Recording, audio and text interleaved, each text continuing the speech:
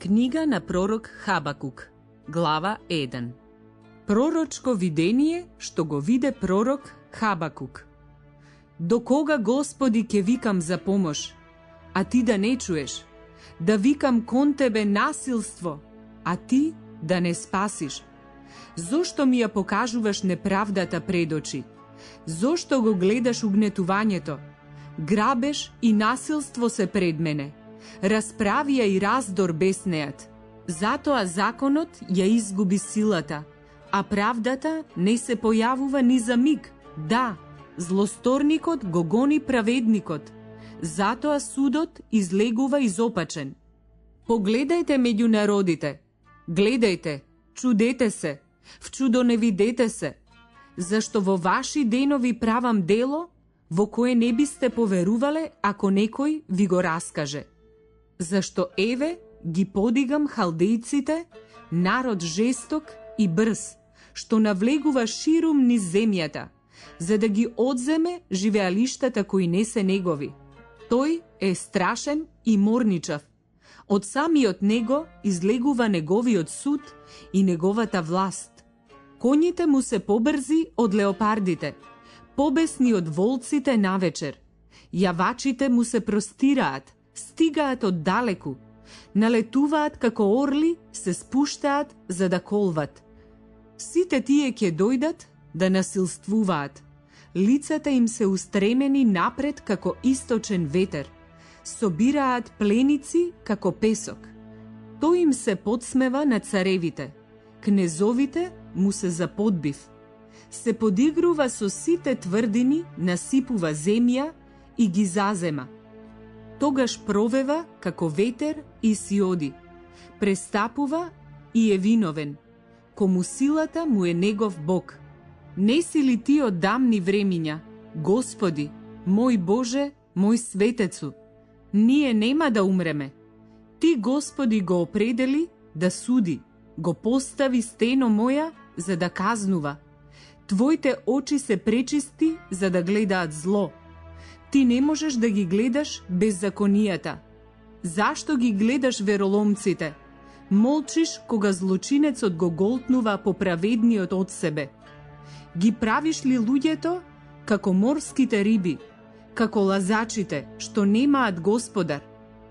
Тој ги лови сите на јадица, ги извлекува со мрежа, ги собира во својата рибарска мрежа и така се радува и ликува. Затоа и жртвува на својата мрежа и пали темјан на својата рибарска мрежа, зашто му набавуваат мрсен дел и храната му е обилна. И заради тоа ќе ја испразнили мрежата своја и ќе ги убивали постојано народите безмилосно.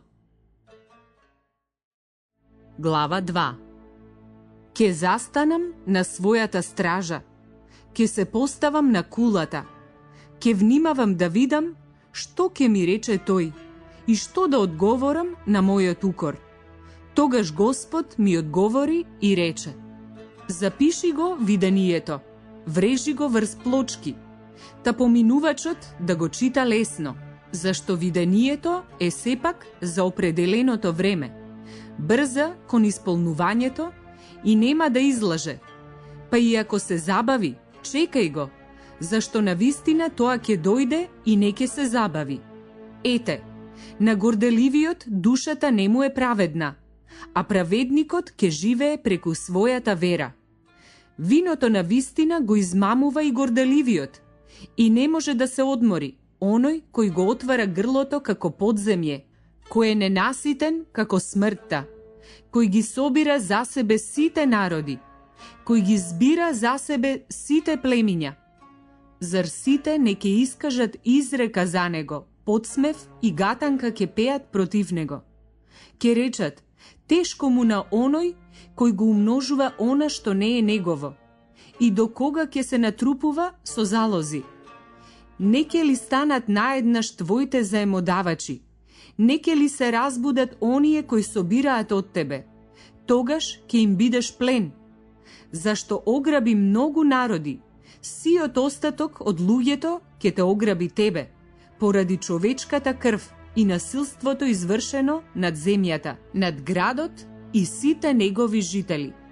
Тешко му на оној кој придобива неправедна печалба за својата куќа, за да го постави гнездото си на високо и да се избави од раката на злото.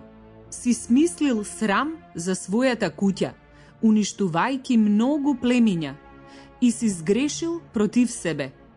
Зашто од самите ѕидови каменот вика, а гредата од дрвата му одговара. Тешко му на оној кој гради град со крв и ја засновува тврдината врз неправда.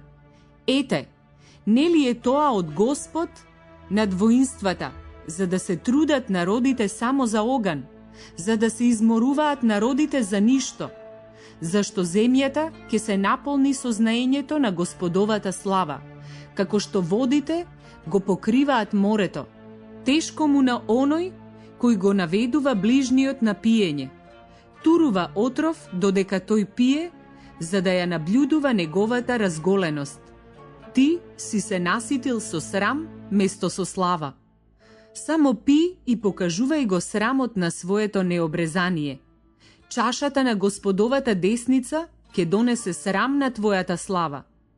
Насилството над Ливан ќе те покрие тебе и истребувањето над зверовите ќе ги исплаши, поради човечката крв и насилството извршено над земјата, над градот и сите негови жители. Зашто ползува делканиот лик, та уметникот да го делка? Зашто леаниот лик, учителот на лага, та неговиот творец да се доверува на делото свое, обликувајќи неми идоли?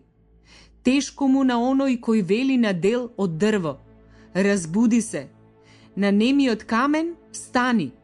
Тој ли ќе поучува?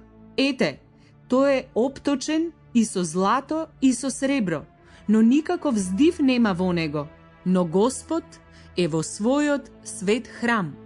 Сета земја нека замолчи пред него. Глава 3. Молитва на пророк Хабакук врз Шигонот. Господи, ја чув Твојата вест и сум уплашен. Господи, оживи го делото свое среде годините. Среде годините објави го. Во гневот спомни си за милост. Бог доаѓа од Теман и светецот од планината Фаран. Неговото величество ги покрива небесата и земјата е полна со фала кон него. Болскотот му е како светлина, зраци светкаат од неговите раце. Таму е скривалиштето на неговата сила. Помор оди пред него. Треската го следи по стапките. Тој застана и земјата се тресе. Тој погледа и ги стресе народите. Тогаш се растурија дамнешните планини, вечните ридови пропаднаа. Одењата на вечноста се негови, ги видов кушанските шатори во тага. Шаторските завеси на мидиската земја трепереа. Пламна ли Господ против реките? Беше ли гневот Твој против реките? Или Твојата јарост против морето? Ти јаваш на своји коњи, Твоите коли на спасението. Го откриваш својот лак според клетвите направени на племињата преку Твоето слово. Со порои ја расечуваш земјата. Планините те видоа и затреперија. Воден порој премина. Бездната го даде својот глас. Ги подигна високо своите раце. Сонцето и месечината застанаа во своите живеалишта. Пред светлоста на Твоите стрели. Пред сјајот на Твоето блескаво копје. Разјарено чекориш по земјата. Расрдено ги газиш народите. Си излегол за спасението на Твојот народ, за спасението на Твојот помазаник. Ја разбиваш главата на нечестивата куќа и ги откриваш основите до вратот. Со неговите собствени копија ти ја пронижа главата на неговите војни, кои се пуштија како виор да ме разбијат. Нивната радост беше потајно да го изедат бедниот. Газиш во морето со Твоите коњи, преку пенењето на многу води. чув, мојата утроба се затресе, ми треперат устните при тој звук, гнилеш навлегува во моите коски, на своето место се растреперив. Зашто јас ке го чекам спокојно скрбниот ден, за народот кога ќе се подигне да не нападне, макар и да не процвета смоквата, а и да нема плод по лозијата, макар и трудот на маслинката да не успее, и полињата да не донесат храна, макар и стадото да е истребено од трлото, и да нема говеда во оборите. Јас и тогаш ќе се веселам во Господа, ќе се радувам во Бога на моето спасение. Господ Бог е моја сила. Тој ги направи нозете мои како на срните и ќе ме направи да одам по височините мои.